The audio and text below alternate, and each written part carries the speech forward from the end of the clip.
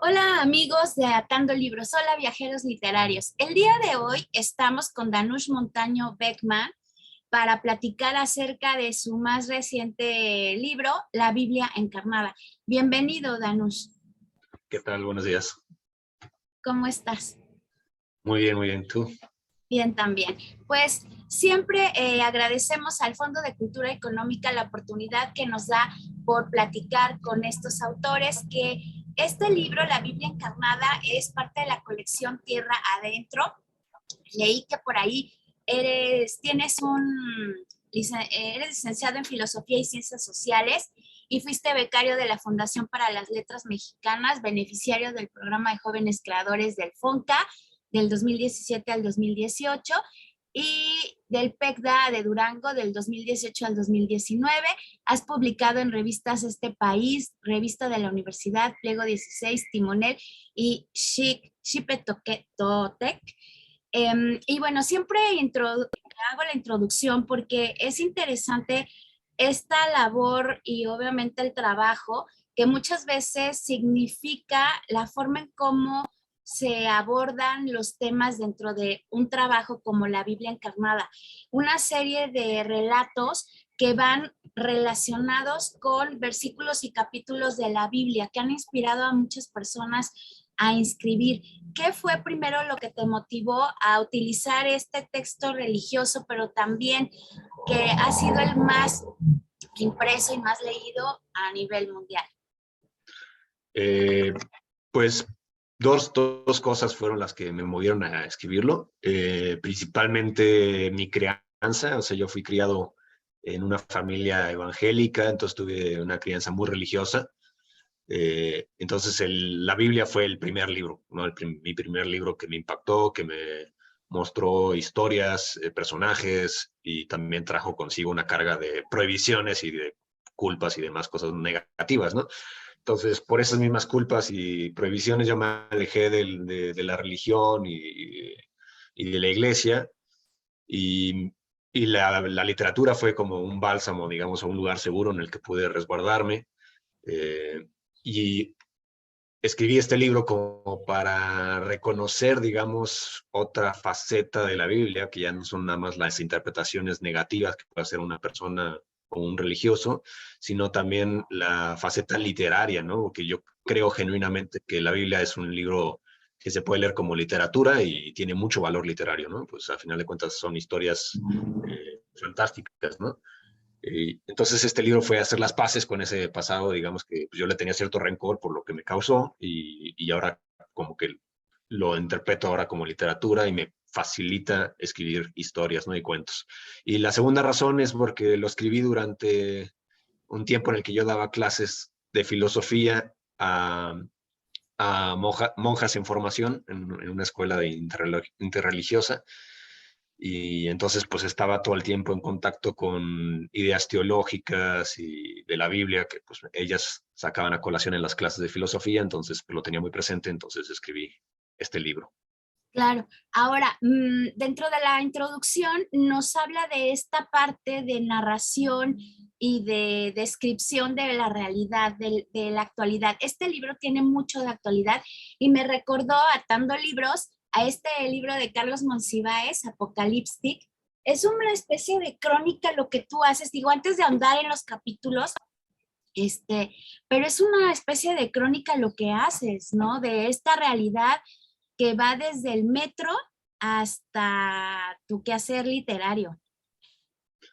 Sí, es un libro muy actual y muy mundano, ¿no? O sea, a pesar de la connotación bíblica, es completamente terrenal, por eso mismo el título es una Biblia hecha carne, hecha tierra. Eh, entonces, por lo mismo, y por haber sido escrito en tiempos recientes, tiene temas del COVID, tiene temas sobre el racismo, tiene temas sobre machismo, también sobre el labor literario, ¿no? Cómo está la escena literaria hoy en día en México, todas esas cuestiones que pues existen todavía en los periódicos o en las redes sociales, lo podemos ver, están presentes en el libro, ¿no? Claro. Bueno, ahora, me llamó la atención tu portada. ¿Nos puedes contar un poquito de la portada del árbol de la vida, obviamente, y de este, ay Dios, este simbolito? Porque puede Sí, parecer muchas cosas, una mano, una almohada, no sé. es una bolsa de súper, son las bolsas de súper que se utilizan en la región norte del país y en Estados Unidos, y siempre tienen esa frase de Have a nice day, y sale la carita feliz, ¿no? Entonces, bueno, este modelo, esta como escultura, la hizo una amiga y colega escritora muy talentosa que se llama Iracema Fernández. Ella también ha hecho otras portadas de libros de la editorial Elefanta, por ejemplo. Y como yo había visto su trabajo, le dije, oye, pues échame el paro, no hazle la portada. Se echó el libro, lo leyó y a partir de los cuentos hizo este árbol de la vida. Entonces tiene diferentes elementos de los cuentos. Por ejemplo, ahí está el COVID, está la bolsa, que pues es uno de los cuentos pues, trágicos o más fuertes del libro. Está una nave espacial, eh, diferentes cosas, ¿no? Unos calzones. Diferentes cosas que ustedes van a ver si se adentran en los cuentos de la Biblia encarnada. Y también me gusta porque un árbol de la vida pues tiene elementos disímiles o variopintos, heterogéneos, que justo representan lo que yo creo es la virtud de este libro, ¿no? Que es variopinto, ¿no? Tiene cosas trágicas, tiene cosas humorísticas, tiene ciencia ficción, tiene realismo, tiene de todo, ¿no? Claro, y vas navegando a lo largo de la lectura por los diferentes estadios del ser humano, desde la juventud, desde el ser godín, y quisiera yo empezar con este de dos en dos, porque normalmente cuando uno se sube al servicio público, el metro, normalmente como mujer, yo te puedo decir, vas seria, vas enfocada en un punto, no ves absolutamente a nadie por propia seguridad, tristemente, y cuando te das la oportunidad de observar un poco más allá de lo que está pasando alrededor, a veces te sorprendes que la gente va perdida en nada, en una música para evadirse, no para disfrute, y tú haces de este cuento este símil de cómo somos una especie rara, que apagada la luz nos convertimos en animales y ya con la luz prendida somos aún más extraños, seres totalmente extraños de nuestra propia humanidad. Sí, ese cuento lo escribí después de, o sea, bajando del metro. Porque como ya conté, yo daba clases en el colegio este de monjas y tomaba el metro para ir y de regreso, pues me tocó eh, hora pico. Entonces, pues es cuando ves mucha gente embarrarse y empujarse y pues comportarse muy animalescamente, ¿no? En cierto sentido. Entonces pensé luego en el arca de Noé, en los pasajes del Génesis y ahí hice la comparación. Llegué a casa, abrí la computadora y escribí el cuento así de tirón. Entonces sí, surgió pues de experiencia viva del metro, ¿no? Sí, y me llama la atención, ¿no? Porque siempre sitúas en la realidad, o sea, el metro Tacubaya, donde es una de las estaciones de mayor movilidad junto con otras, que bueno, ahora vamos a ver los efectos del cierre de la línea uno que me queda a mí a pocos pasos, hecha desde el 68, pero hablas de esto, ¿no? De las escaleras, de la parte de los rieles, de cómo de repente se quedan en medio de una estación y al apagar la luz, pues ves urracas, ves animales que uno, pues de repente cuando no tienes mucha imaginación, pues simplemente estás tratando de aguantar lo mejor que puedes el estrés de sentirte encerrado como un animal dentro de una jaula, pero tú le das este giro, ¿no? Y cuando prenden la luz, pues te das cuenta de que también son seres que van cargando sus propias penas, su trabajo, su ir y venir, su prisa, ¿no? ¿Qué tanto el ser humano, yo creo que nos hace reflexionar, qué tanto el ser humano perdemos de vista esta capacidad de sorpresa y de nuestra propia humanidad, creo, ¿no?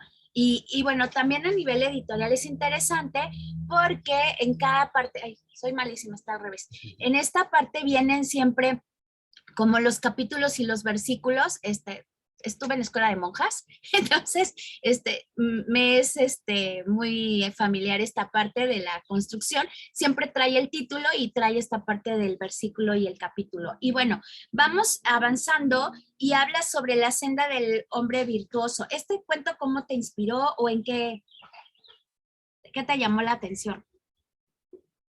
Pues estas personas que creo que todos conocemos que son, o al menos aparentan ser perfectos, ¿no? Que les sale todo bien, que son inteligentes, son exitosos, son buenas personas. Y pues me puse a reflexionar si serían felices, ¿no? Al final de sus vidas con ese tipo de carga, ¿no? Carga moral. Entonces, pues con cierta maldad lo puse a sufrir, ¿no? Lo puse a sufrir de que quizás estaría insatisfecho con esa perfección que tuvo su vida, ¿no? Sí, nos lleva un poco también a la reflexión de qué tanto lo que vemos en redes sociales y alrededor, ¿no? Es realmente muy real y creo que conecta un poco con lo que últimamente ha pasado de varios influencers que venden esa carga de perfección y uno a veces se lo cree y se mide en función de eso tristemente y al final te das cuenta que su vida no es tan perfecta, ¿no? Viven en un engaño y nos venden esta burbuja rosa de la cual hacen un negocio, ¿no? Sí. Y bueno, Hotel Danke Hotel, que refiere a Lucas 8:10, y bueno, ahí ya estás contándonos esta parte un poco de la tradición mexicana de la muerte y obviamente estas situaciones que se dan en un hotel de paso. Sí, bueno, ese es un cuento creo que muy críptico, incluso el pasaje bíblico que agarro es críptico y hace alusión a los misterios, digamos, que nos rodean. Y pues me gusta porque se presta para muchas interpretaciones, ¿no? O sea, qué es lo que rescatas de ahí. Pues una historia de amor de manera superficial, pero pues también hay una trama, digamos, política detrás y los rituales de la muerte, como bien dices. Entonces se presta para muchas lecturas, ¿no? Pues sí, hablas del hotel de paso y estos amores de paso, pero también de este sindicalismo que también es un amor de paso, Mm. ¿no? Sí, sí, sí, porque pues ya es historia pasada, ¿no? Ya no está presente, ¿no? El auge del sindicato que se menciona ahí. Claro, además también es esta relación con el sindicalismo porque ellos siempre han trabado una relación como de amor con sus correligionarios y una vez que estos como novia despechada se sienten traicionados, pues obviamente le voltean la espalda a este líder sindical, ¿no? Es curioso esta parte. Y bueno, vamos al juicio de la liebre. Yo te voy a decir que esta parte, Ezequiel 16, 36, 39, a mí me sacudió, obviamente, pues soy mujer, es un retrato crudo que también tiene vinculación con la realidad y con casos que tristemente han pasado de abuso y cómo se ha normalizado y hasta vulgarizado esta parte del abuso en las mujeres y que hubo un caso muy sonado pues, de una chica que pues perdida en la fiesta pues sufrió ahí un abuso y también pues una influencer que no conoce de leyes y no sabe qué es lo que se debe y no se debe difundir, pues también Sí. sufrió esto, ¿no? Es un poco inspirado en este caso o en algunos casos que tristemente ya son la normalidad. Es que sí, es tristemente pan de cada día, ¿no? Sabes cantidad de historias al respecto. Sí es de los pocos cuentos, digamos, trágicos o que no tienen humor ni nada, ¿no?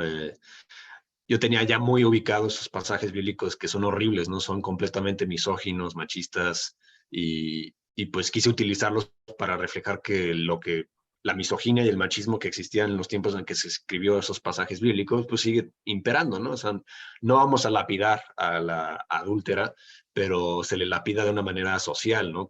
Victimizándola, diciéndole puta y demás cosas así de horribles, ¿no? Y pues eso sucede, ¿no? Y sucedía en mi secundaria, sucedía en mi prepa, pues, cualquier persona que esté en una escuela sabe que eso pasa, ¿no? Que hay ciertas compañeras que son victimizadas de esa manera a partir de un abuso a veces o a partir de simplemente su vida sexual, que es muy su tema, ¿no? O sea, no tiene por qué ser de interés de nadie, ¿no? Claro, digo, aquí la chica es como una liebre, ¿no? Que es casada y aquí lo que me llama la atención es que ella pues sufre este abuso y cómo se trata de normalizar con este video que se pues difunde a través de WhatsApp y cómo los seres humanos de repente deformamos tanto la realidad y la verdad hasta darle un tinte de pues es que se estaba exhibiendo, es que ella es de las que les gusta estarse grabando y se trata de tapar el sol con un dedo, ¿no? Creo que es algo que sí te lleva a reflexionar más allá de lo que yo creo se ha hecho como más banal con este caso de la influencer y esta chica, ¿no? Que ha salido a redes sociales. Sí, sí, sí, se banaliza completamente. Se pierden las dimensiones personales o de que hay una persona detrás del hecho, ¿no? Y simplemente lo mercantilizamos de cierta manera o es otro producto de consumo. Claro, y bueno, tienes más cuentos. Hay algunos que a mí me llamaron también la atención porque como bien decía al inicio de la charla, hablas de todos los estadios del ser humano y hablas de repente en un cuento de esta parte de la tercera edad, lo que significa ya llegar al final de tus días y tú como hijo, de repente, pues verte un poco imposibilitado por algunas circunstancias y por otras, asumir ahora la tutela de un padre que o madre que de repente pues ya está viviendo el final de sus días y como también siempre hay esta situación de negar que llegamos a un punto en el cual ya vamos de salida y no dejamos las cosas ordenadas. Me llamó también la atención. ¿Nos puedes hacer referencia a este cuento? Sí, te refieres al de Eterno en cuanto dure, ¿no? Ujú. Es mi cuento favorito del libro, pero ya como autor. La mayoría de la gente que he hablado, bueno, que he hablado con ellos que han leído el libro no lo dicen, entonces yo creo que no es el favorito de todos, pero para mí sí, porque es el que más me costó trabajo. Me costó muchísimo trabajo escribirlo. También creo que es el más ambicioso porque no nada más por el tema, sino también por las técnicas narrativas que empleo, porque hago analepsis y elipsis, o sea, estos brincos en el tiempo, pasado, presente, y cambios de voz, de perspectiva, cosas que normalmente no se utilizan en cuento, más bien se utilizan en novela, ¿no? Entonces creo que es muy ambicioso para un cuento aparte breve, ¿no? De 5 o 6 cuartillas. Y por eso, ¿no? Porque me costó trabajo escribirlo, me encanta. Pero también el tema, o sea, el tema es muy fuerte. Sí me inspiré en familiares, o sea, en figuras cercanas a mí, que pues ves esta como situación medio trágica, ¿no? Que puede ser no reconocer que pues estás de paso, ¿no? O que vas a dejar ciertas cosas a tus hijos o a quien se quede atrás y cómo resuelven eso, ¿no? Cómo se resuelve no solamente la ausencia del duelo, sino también lo material, qué es lo que dejaste, ¿no? Sin resolver cuestiones burocráticas que muchas veces no las consideramos al hablar de muerte, ¿no? Y deberíamos considerarlas, porque a final de cuentas estamos en una sociedad en la que todo se burocratiza, ¿no? Incluso la muerte. Claro, y somos mexicanos y salimos al mundo a decir, nosotros vemos la muerte de manera diferente, es una muerte gozosa, es una muerte festiva, no le tenemos miedo a la muerte, pero en realidad, leyendo tu cuento y por situaciones que también nos son cercanas, nos damos cuenta de que somos un pueblo del cual no nos gusta hablar la muerte cuando nos toca y también no nos gusta cargar con ese peso en muchos casos, en otros sí se entiende, con esta parte de vivir con una persona de la tercera edad que está a punto o que ya está en sus últimos años. Es una carga demasiado complicada y pesada y ya cuando llega al final, yo siento que también es durísimo reconocer que poco hiciste por esa persona, dejarla ser, o también tomar las previsiones para darle calidad de vida. Nos Sí, lleva sí, un pues poco sí. también eso, ¿no? El cuento. Sí, pues el arrepentimiento y también al final, bueno, esa es mi interpretación, ya cada lector tiene su propia interpretación de lo que lee, pero mi interpretación es que ya hay como una aceptación de lo que se hizo y de lo que no se pudo hacer y hay cierta paz al mero final del cuento, ¿no? Pero sí es un proceso del hijo tener que reconocer lo que le faltó hacer, de lo que le faltó conocer incluso de su madre y pues al final no queda más que pues hacer las paces con eso, con ese silencio, ¿no?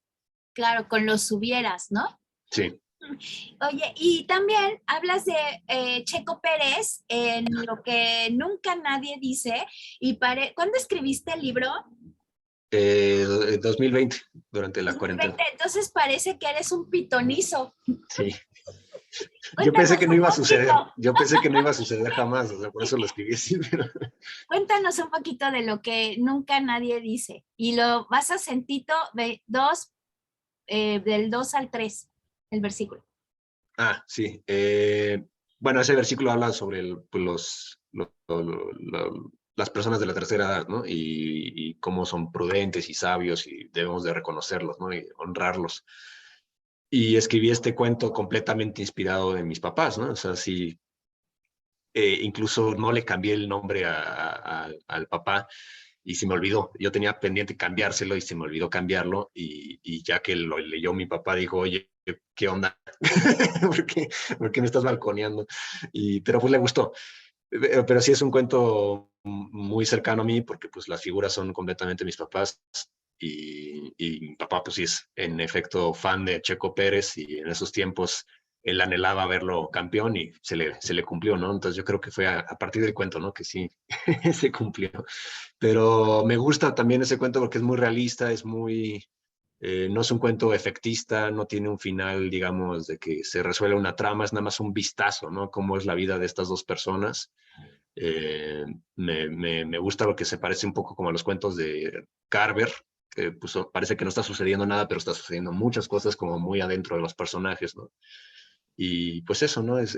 Me gusta porque es muy distinto a otros cuentos del libro que son más redondos o más efectistas, ¿no? En otros sentidos. Claro. Y bueno, todos los desiertos son el mismo. Y hablas del Génesis del 21, versículos 25 al 27.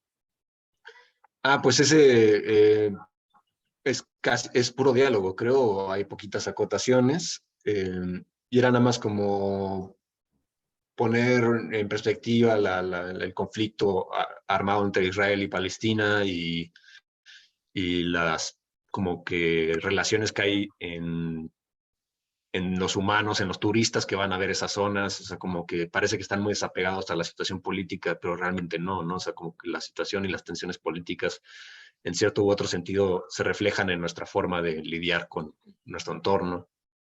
Volvemos nuevamente a esta parte, ¿no? Tengo un amigo que diario o casi 3 veces por semana publica algo de la cuestión de la franja de Gaza, porque creo que también nuevamente hemos normalizado este conflicto que sigue latente, que Estados Unidos pues obviamente creó al llevarse a todos estos judíos desplazados después de la Segunda Guerra Mundial, ya en la Guerra Fría, y ha sido un conflicto que ahí está. Siguen muriendo personas, pero que siempre está opacado por un nuevo conflicto. Entonces ya Sí, es algo natural el que digan, bombardearon la franja de Gaza. sí, Está bien, ¿no? Mataron a miles de palestinos. Sí. O sea, creo que aquí pues es retomar un poquito, darle la seriedad y sobre todo voltear a ver en cómo el ser humano a veces ya le da lo mismo, pierde esta capacidad de humanidad, ¿no? sí. Y el pasaje bíblico habla del pozo de Abimelech, que fue cuando se hizo un pacto de paz, digamos, entre los pueblos de Israel en esos tiempos de la Biblia. Y pues obviamente aquí no hay un pacto de paz y estamos muy lejos de llegar a él, por desgracia, ¿no? Pero sí, o sea, se nota mucho que no nos importa, ¿no? O lo tenemos muy normalizado, o pues sí, se notó cuando sucedió lo de Ucrania, que pues sí es una cuestión muy, muy grave, pero se habla más de eso que de otros conflictos, ¿no? Se nota que sí, hay un filtraje, ¿no? De qué es lo que nos interesa y qué es lo que no nos importa.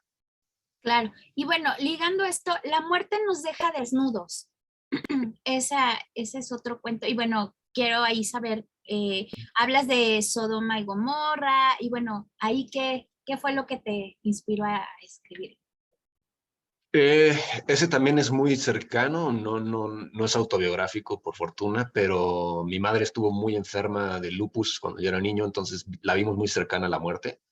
Entonces yo creo que interioricé de cierta manera un duelo anticipado, que por fortuna no sucedió, Y este es un cuento que habla de eso, ¿no? De un niño que, pues sí, en efecto pierde a su madre y cómo el padre lidia con eso, con su religiosidad y cómo se trata de sanar las heridas, ¿no? De una orfandad, ¿no?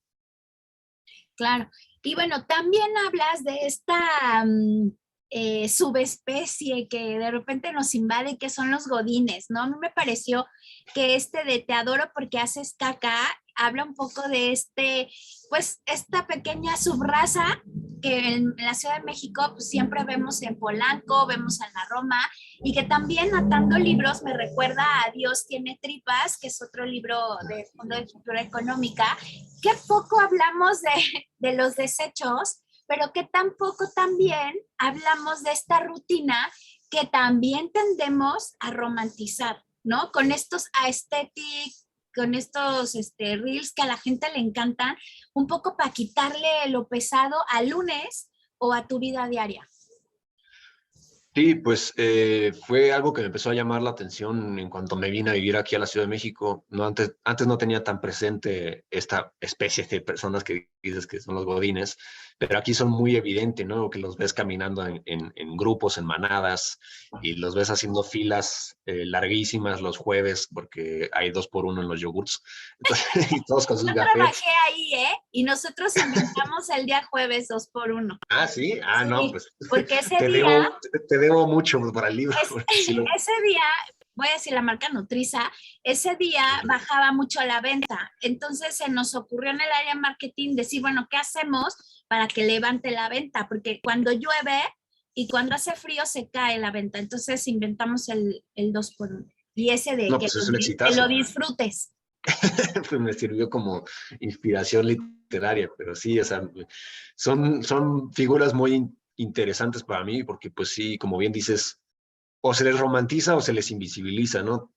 Y son cotidianidades muy, no sé cómo decirlo, como que hechizas o muy amoldadas a las exigencias del mercado, a las exigencias del neoliberalismo, de tener que producir, producir, producir, de estar horas nalga en la oficina y se nos olvida que son seres humanos, ¿no? Que son seres humanos los que están en las horas nalga, ¿no? Los que están ahí en la oficina detrás de la computadora, ¿no? Entonces, por eso me interesaba como que poner algunos cuentos que abordaran ese tema.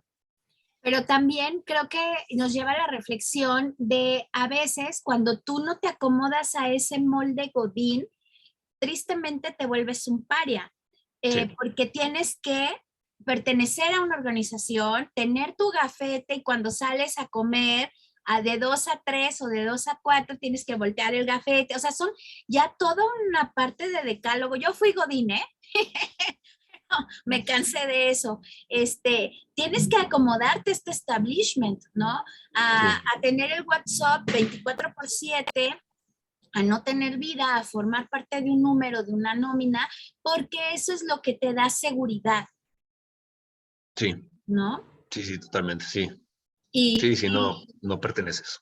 y de repente pues llega, por eso yo creo que también el nivel de depresión, cuando ya pasas cierta edad y ya no encajas dentro de ese esquema Godín, ¿no? Ya vas haciéndote grande y ya faltan oportunidades, entonces ya después vemos problemas, ¿no? Enfermedades mentales por esta cuestión, ¿no?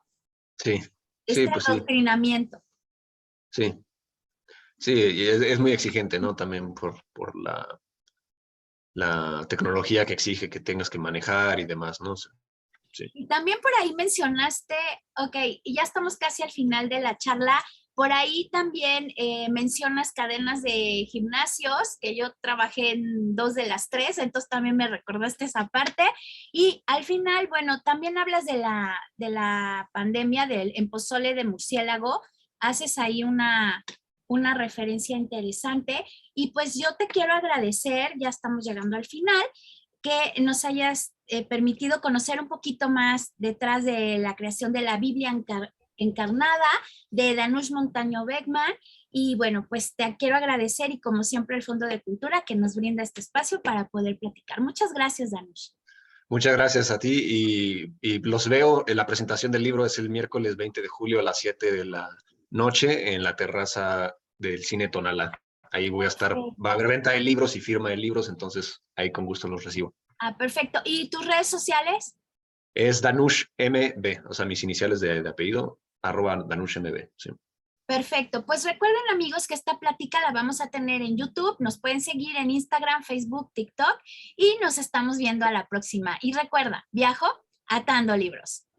Gracias. Hasta luego. Gracias.